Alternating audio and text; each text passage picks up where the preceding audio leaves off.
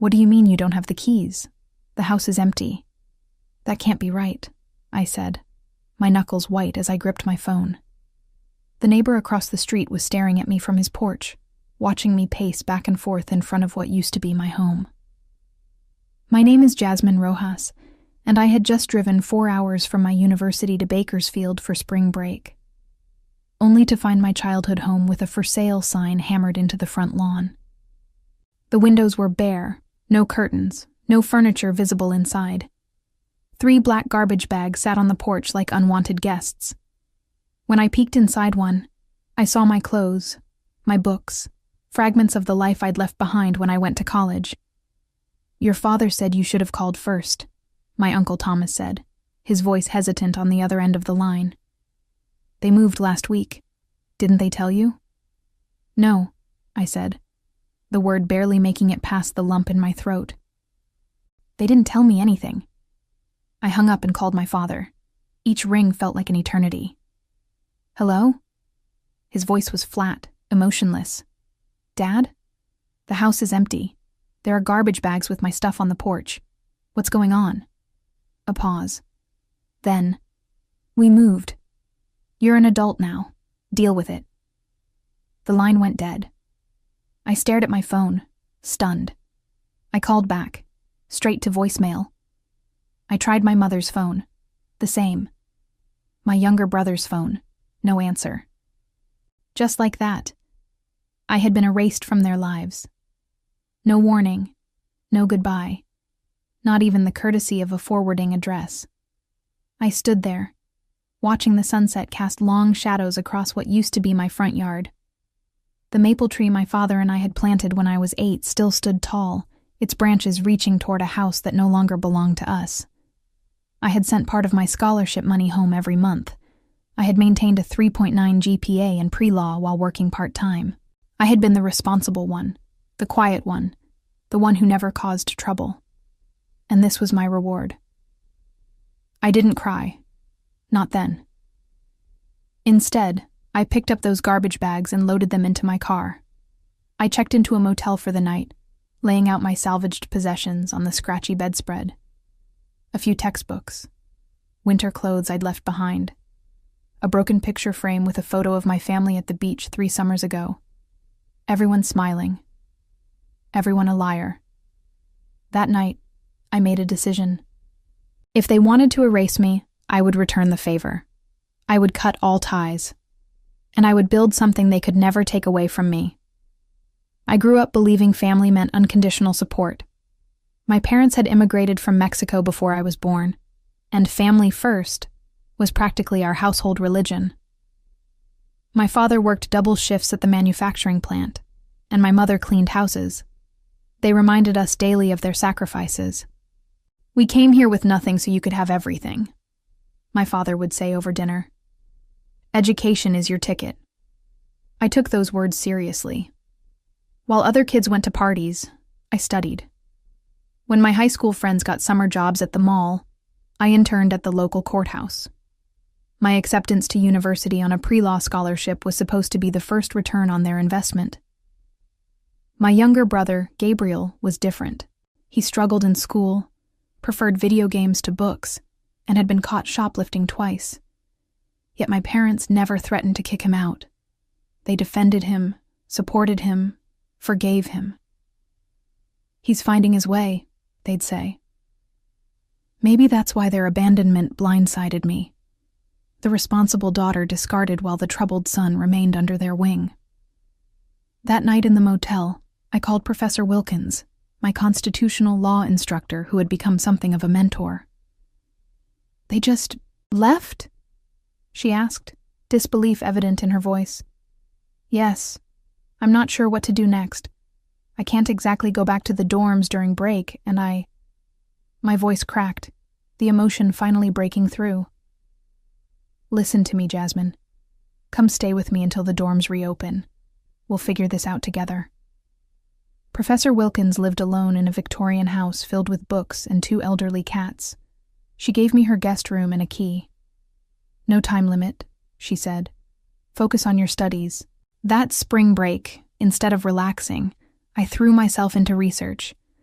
Professor Wilkins had connected me with a summer legal internship at Riverton Law Partners, specializing in housing discrimination cases. The irony wasn't lost on me. "Channel it," Professor Wilkins advised over tea one evening. "The best advocacy comes from personal experience." I nodded, thinking about the family photos I'd found crumpled at the bottom of one garbage bag. My quinceañera, high school graduation, all the milestones my parents had celebrated, only to discard the evidence like trash. That night, I blocked their numbers. All of them. My father, mother, brother, even aunts and uncles who might enable their behavior. If anyone asked about my family, I simply said, "We're not in touch." No dramatic story, no plea for sympathy. I was rebuilding from scratch, and sentimentality had no place in the foundation. The summer internship at Riverton Law Partners changed everything. What started as basic research and coffee runs quickly evolved when my supervisor, attorney Eleanor Grayson, discovered my knack for connecting with clients. "You have something rare, Jasmine," she told me after I helped calm a young mother facing eviction. "You actually listen." I was assigned to assist with intake interviews, meeting families being pushed out of affordable housing by developers, elderly tenants facing illegal rent increases, students dealing with predatory landlords. Their stories resonated with me in ways I couldn't articulate. One evening, after a particularly grueling day interviewing 3 families from the same apartment complex who were all served simultaneous eviction notices, I stayed late organizing case notes. Eleanor found me there at 9 p.m., surrounded by papers. "Burning the midnight oil?" she asked, leaning against the doorframe. "These families have nowhere to go," I said. "The developer's offering them 2 weeks in a motel as compensation for breaking their leases early." Eleanor sighed. "Unfortunately, that's often more than the law requires." "But it's not right," I insisted. 2 weeks isn't enough time to find new housing, especially with security deposits and first month's rent. These people will end up homeless. "The system is broken," Eleanor agreed. "So what are you going to do about it?" That question lingered with me for days. What could I, a second-year pre-law student with an internship, possibly do? The answer came unexpectedly during a mandatory university financial aid seminar. The presenter mentioned that students could apply for social innovation grants, seed money for projects addressing community needs. The application deadline was just 2 weeks away. I stayed up 3 nights straight drafting a proposal for a housing advocacy program, specifically for students in low-income families. I called it Safe Space Initiative. Eleanor helped me refine the legal aspects, and Professor Wilkins reviewed the final application. While waiting to hear back about the grant, I received the first of many calls from my parents. It came 6 months after they'd abandoned me, a voicemail from my father. "Jasmine, your mother is worried about you. Call us." No apology, no explanation. Just an expectation that I would respond to their summons like an obedient daughter. I didn't call back. 3 days later, another voicemail. "This silent treatment is childish, Jasmine. We're your family." I saved the message but didn't respond. The calls increased in frequency. Sometimes my father, sometimes my mother, occasionally my brother. Their tones ranged from demanding to pleading. None acknowledged what they had done. When the university awarded me the Social Innovation Grant, $25,000 to launch Safe Space Initiative, I didn't share the news with them. When I was offered a paid position at Riverton to continue my work through the academic year, I celebrated with Professor Wilkins and Eleanor instead. My new family was forming around me, people who supported me not out of obligation, but out of genuine respect and care. By January, the Safe Space Initiative had assisted 23 students fighting wrongful evictions. We operated out of a converted storage room at Riverton Law Partners, with 2 volunteer paralegals and a rotating schedule of law students earning clinical hours. Most days, I rushed from classes to the office, spending evenings reviewing cases and refining our approach. The work was exhausting, but fulfilling. Each family that maintained housing, Each student who avoided homelessness felt like a personal victory. I was building something meaningful from the wreckage of my own displacement. My parents, meanwhile, had increased their campaign to reconnect. The calls came with alarming frequency, sometimes multiple times per day. When I continued ignoring them, they enlisted relatives. "Your mother cries every night," my Aunt Lucia texted. "Whatever they did, can't you forgive them?" I didn't respond to these messages either. Forgiveness required acknowledgement, and they had yet to admit any wrongdoing.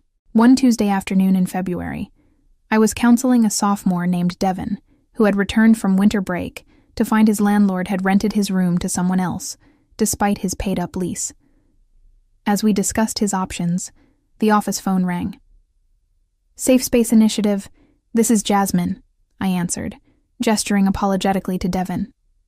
"Jasmine, is that you?" It was my mother's voice. My stomach dropped. "How did you get this number?" "It's on your website," she said. "Why haven't you returned our calls? We've been worried sick." Devin shifted uncomfortably in his chair. I covered the mouthpiece.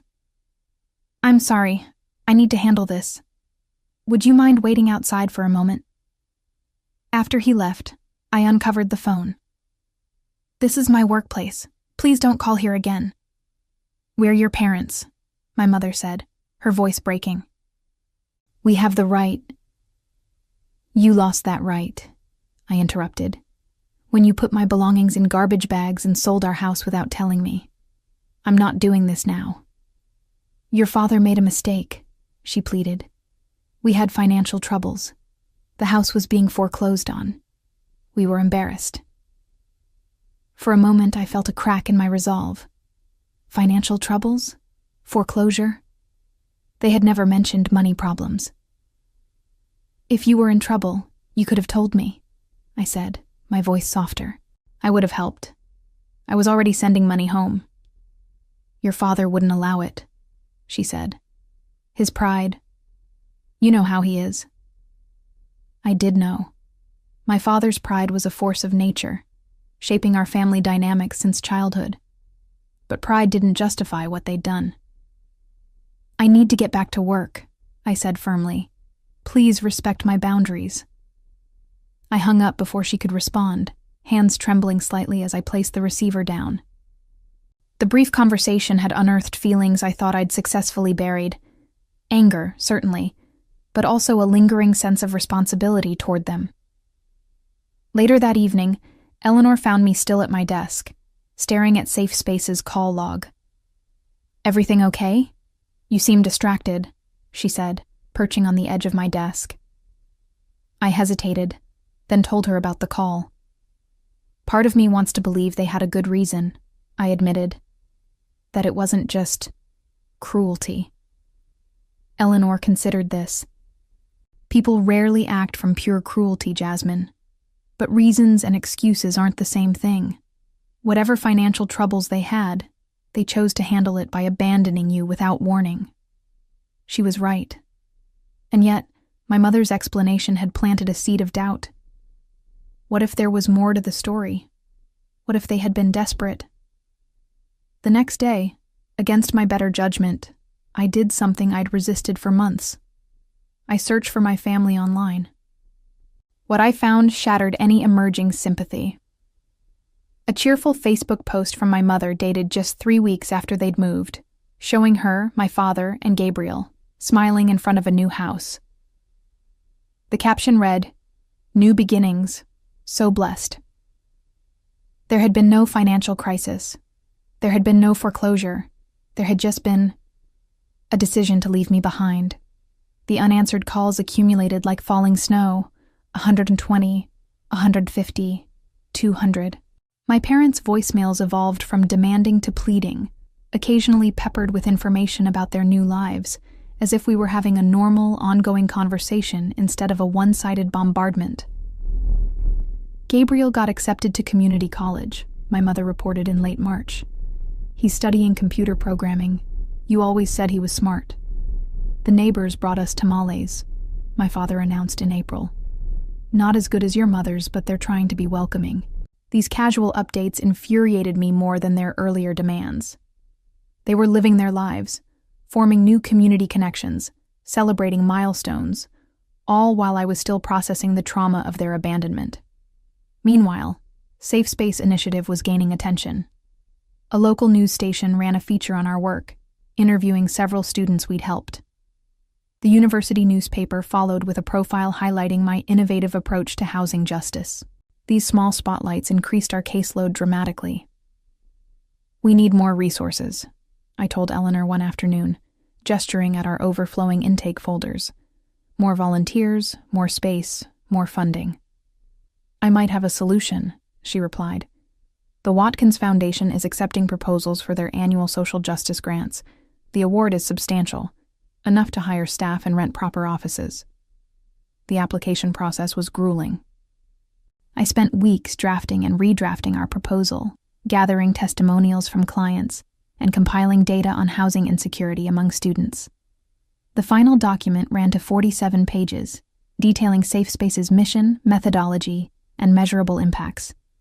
2 days after submission, I received a call from an unfamiliar number with my hometown's area code. "Hello?" I answered cautiously. "Jasmine, it's Mrs. Hernandez from next door." Our former neighbor. I hadn't spoken to her since the day I found the house empty. "I hope it's okay that I called," she continued. "Your brother gave me your number. He said you might not answer if you saw their names on caller ID." My defenses rose immediately. "If this is about reconnecting with my parents—" No, she interrupted. "Well, not directly. It's about the house. Your old house. Someone broke in last night. The police think they were looking for valuables, but of course the place is empty. Your father asked me to check if perhaps you had come back for something. He didn't want to report a break-in if it was just you." I nearly laughed at the absurdity. "I haven't been back since that day, Mrs. Hernandez. Besides, I don't have keys anymore." "That's what I told him," she sighed. "But there's something else. The intruder left something behind. An envelope with your name on it. The police gave it to me since I'm watching the property." My heart skipped. "What does it say?" "I haven't opened it," she said. "It's addressed to you. But it looks official. There's a law firm's name on it." "Official mail at my old address? No one should be sending me legal documents there. I'd updated my address months ago." "Can you open it?" I asked. "Just tell me what it says." I heard paper tearing, then silence. "Mrs. Hernandez?" It's about your grandmother's estate," she said finally. "Your maternal grandmother. In Mexico?" My grandmother had died when I was 13. I barely remembered her. "What about her estate?" "It says you've inherited property in Oaxaca," Mrs. Hernandez read slowly. "And there's a bank statement. Jasmine, it shows a balance of over $400,000. My mind reeled. That can't be right. My grandmother lived simply. She didn't have that kind of money. "The letter says the property was developed after her death. Resort condominiums. Your portion is the proceeds from the sale of 2 units. I grabbed a pen, scribbling as Mrs. Hernandez dictated the law firm's contact information. My hand shook as I processed the implications. "Does it say when this inheritance became available?" Mrs. Hernandez paused, papers shuffling. "Yes. It was finalized last March." Last March. 1 month before my parents abandoned me. The timing couldn't be coincidence. They had known about my inheritance, and they had left me behind anyway. The Watkins Foundation called while I was still processing the inheritance bombshell. We'd been selected as finalists for their grant and needed to prepare a presentation for their board. Under normal circumstances, this would have been cause for celebration. The Foundation's backing would transform Safe Space from a scrappy student initiative into a legitimate nonprofit. But I was distracted, my thoughts circling back to my grandmother's unexpected legacy. After consulting with Eleanor, I contacted the Mexican law firm handling the estate. They confirmed everything. The inheritance was legitimate, the money was mine, and, most tellingly, notification had been sent to my parents as my legal guardians over a year ago, when I was still 19. They kept this from me, I told Professor Wilkins during one of our regular dinners. They knew I had this inheritance coming and still put my stuff in garbage bags. She set down her fork. Have you considered why? Money, I said bitterly. They probably thought they deserved it more than I did. Perhaps, she conceded. But hiding an inheritance is difficult. You would have found out eventually. Maybe they were planning to tell me on their terms, to make me grateful, dependent. I pushed my plate away, appetite gone. Or maybe they never planned to tell me at all. The inheritance funds were transferred to my account 3 days before the Watkins Foundation presentation. I hadn't decided what to do with the money, but its presence offered a strange security. For the first time since finding my childhood home empty, I felt financially untethered from my past. The Watkins presentation was scheduled for a Saturday afternoon in May. I arrived at the Foundation's downtown offices an hour early, reviewing my notes in the sleek waiting area. Our proposal requested $300,000 over 3 years to expand Safe Spaces services beyond the university to the broader community. Eleanor arrived 20 minutes before the scheduled time, impeccable in a charcoal suit. Ready? She asked, sitting beside me. As I'll ever be, I replied, straightening my own carefully selected blazer. Navy blue, professional but not intimidating. The board can seem formal, she warned, but they care about impact. Focus on the human stories, how safe space changes lives. We were escorted into a boardroom where 8 people sat around a polished table. I recognized several from my research: local business leaders, philanthropists, a former judge. The Foundation's director, William Watkins himself, rose to greet us. Ms. Rojas, Ms. Grayson, welcome, he said, gesturing toward the presentation area. We've been impressed by your written proposal. Show us why Safe Space deserves our support. I connected my laptop to their projector and began. The presentation outlined Safe Space's journey from student project to community resource, highlighting key cases and systemic impacts. Eleanor chimed in with legal context, explaining how our model filled gaps in existing services. 20 minutes in, as I was describing our vision for expansion, the boardroom door opened. A Foundation assistant whispered something to Mr. Watkins, who nodded. I apologize for the interruption, Mr. Watkins said. Ms. Rojas, there are some people here claiming to be your family. They're quite insistent on speaking with you. My heart stopped. My family? They say it's urgent, he added, looking uncomfortable. We can ask them to wait until we've finished. Eleanor touched my arm supportively. Your call, Jasmine. I took a steadying breath.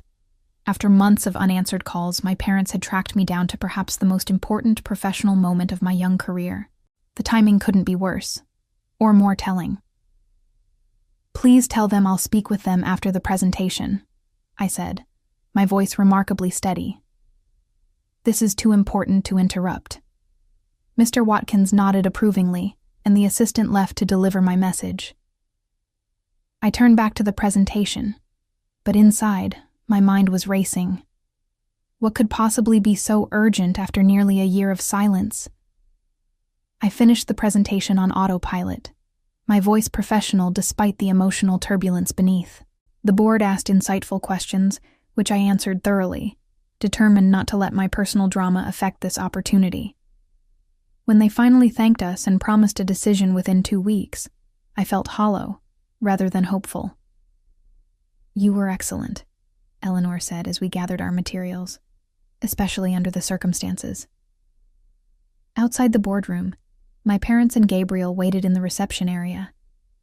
My mother rose when she saw me, her face a complex mixture of emotions: hope, fear, determination. My father remained seated, his expression guarded. Gabriel hovered awkwardly between them, looking everywhere but at me. Jasmine, my mother began, stepping forward. "We need to talk." Eleanor squeezed my shoulder. "I'll give you privacy. Call me later." I nodded gratefully, then turned to my family. "Why are you here? How did you even find me?" "We saw the newspaper article about your housing program," my mother explained. "It mentioned the Watkins presentation today. We've been trying to reach you for months." "I'm aware," I said coolly. 247 calls is hard to miss. My father finally stood. "This has gone on long enough, Jasmine. You're being childish." A bitter laugh escaped me. "Childish? I came home to find my belongings in garbage bags. You sold our house without telling me. You abandoned me. And I'm the childish one?" "We made a mistake," my mother said, her voice trembling. "We want to make it right." "Now you want to make it right?" I asked. "After a year? After I've rebuilt my entire life without you? Why now?" Gabriel shifted uncomfortably. "Just hear them out, Jazz." "I know about the inheritance," I said flatly. "Is that why you're suddenly interested in reconciliation? Because the money came through?" My father's face darkened. "You've always been so quick to judge. And you've always been so quick to discard," I countered. "You knew about my grandmother's estate last March. You kept it from me, then threw me away." My mother's eyes widened. "You know?" "I know everything," I confirmed. "The question is, what do you want now?" The foundation's reception area wasn't the place for a family reckoning, so we relocated to a nearby coffee shop. I sat across from them, maintaining physical and emotional distance as they attempted to explain the inexplicable. "We were ashamed," my mother admitted, cradling her untouched coffee. "The foreclosure. Your father lost his job and I couldn't make enough cleaning houses. We couldn't tell you. So instead of asking for help, you abandoned me." I kept my voice low, controlled. "We found out about your grandmother's money right after you left for spring semester," my father explained. "The lawyers said you'd inherit when you turned 21. We thought if we moved, started over somewhere new, we could fix our finances before you found out. By selling the house and leaving me with nothing, we panicked," my mother said. "Your father thought you would be better off without our problems. You had your scholarship, your university friends." "And now?" I pressed. "Why the sudden change of heart?" They exchanged glances. Gabriel spoke up. "They made a terrible mistake, Jazz. They know that now." "The safe space thing," my father added gruffly.